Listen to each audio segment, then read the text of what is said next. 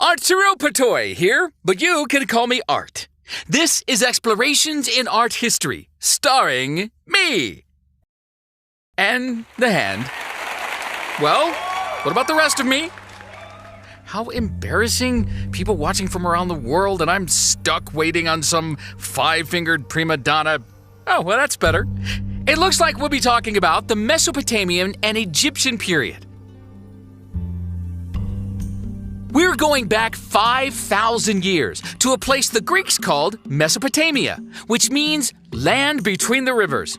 Those rivers were the Tigris and the Euphrates, which formed a fertile crescent, sometimes called the cradle of civilization. Oh, very funny. Mesopotamia actually refers to an area rather than a country. At different times, it was ruled by the Sumerians, the Akkadians, the Babylonians, the Assyrians, and the Persians. They lived close to the natural world, and like this lion that decorated the walls of the Ishtar Gate, their animal art was pretty realistic.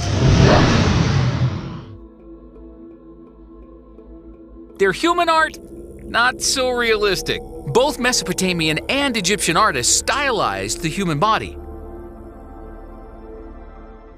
In Mesopotamia, they invented the first written language called cuneiform. They started with pictographs, but over time the writing evolved into more abstract symbols. They also got to invent cool names for their buildings like ziggurat. In Ur, they built a massive ziggurat to pay homage to the gods. Ziggurat. I love the sound of that. The ziggurat was the center of the city. Moving on. Mesopotamia may have started the civilization craze, but Egypt took it to a new standard. Egypt depended on one great river, the Nile, and developed a civilization that lasted over 3,000 years. When Tutankhamun became pharaoh, the Great Pyramids were already 1,000 years old, and it was another 1,000 years after that when Cleopatra held power. Egyptologists invented an ingenious system to classify the different periods of Egyptian rule.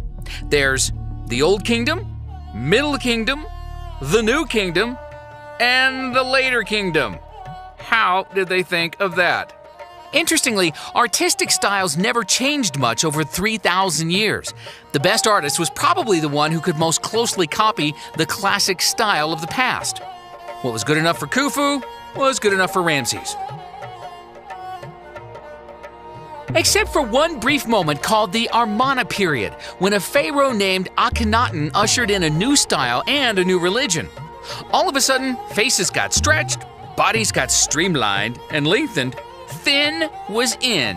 But when Akhenaten passed away, Egypt quickly reverted back to the old familiar ways. That doesn't mean Egyptians weren't creative. Just look at their pantheon of gods. They imagined jackal-headed gods and hawk-headed gods, lion-headed goddesses, rawr, hippo-headed goddesses, oh my, crocodile-headed gods, and ibis-headed gods, cat-headed gods, and, well, you get the picture. Of course, the pharaohs themselves were considered the living gods. Pharaohs were portrayed according to specific rules that emphasized their perfect, unchanging nature.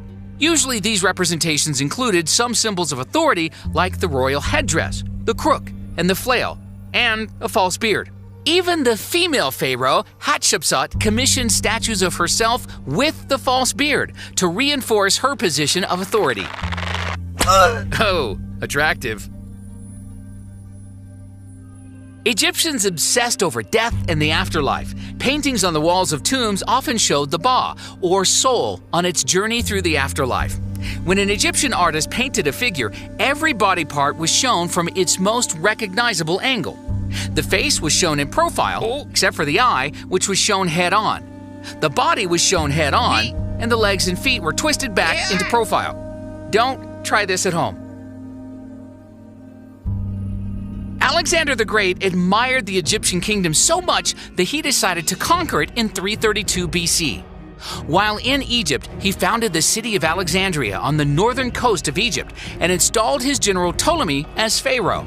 Greek elements were introduced into the arts. The Ptolemaic dynasty lasted 275 years and included several Ptolemies and Cleopatras. The most famous of these was Cleopatra VII, whose son, Ptolemy XV, was the last pharaoh of Egypt. In 30 BC, Rome conquered Egypt.